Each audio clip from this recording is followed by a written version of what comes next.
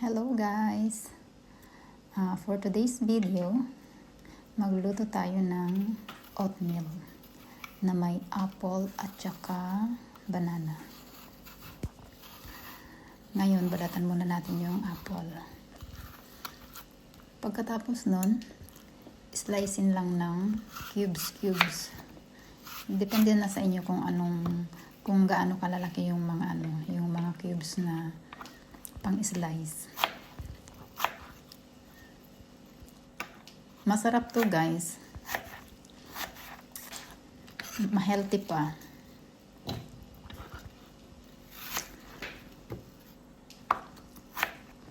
Tapos pwede rin naman kayo magdagdag ng kahit anong prutas pagkaluto.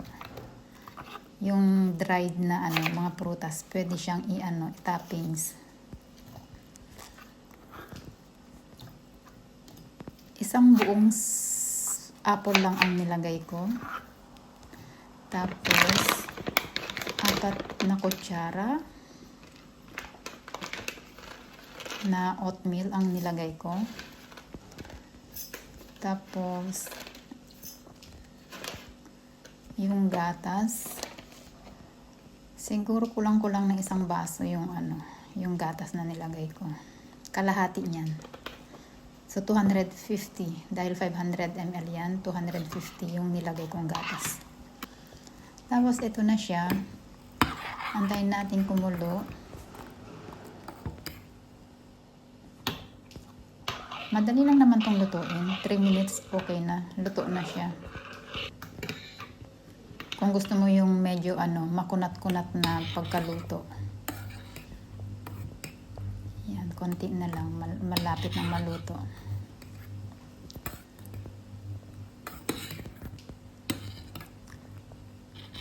Pag kumain ka ng ganito guys, maganda ang ng pagpupo, malambot. Fiber kasi siya. Ngayon, luto ng ating oatmeal. Lagay na natin sa bowl. Yan. Mainit pa siya. Ngayon, mag-slice naman ako ng saging. Isang buong saging pwede din, pero hindi ko nilagay lahat dahil marami. Pang ibabaw lang naman siya. Nilagay ko lang siya sa ibabaw niyan. Ginawa kong toppings. Masarap kasi siya pagka nilagyan mo siya ng saging.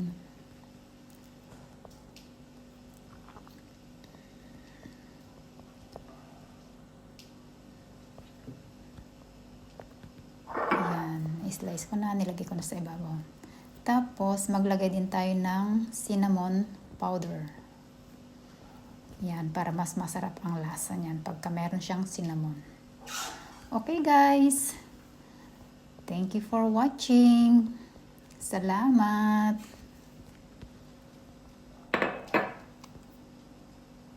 Yummy, bon appetit.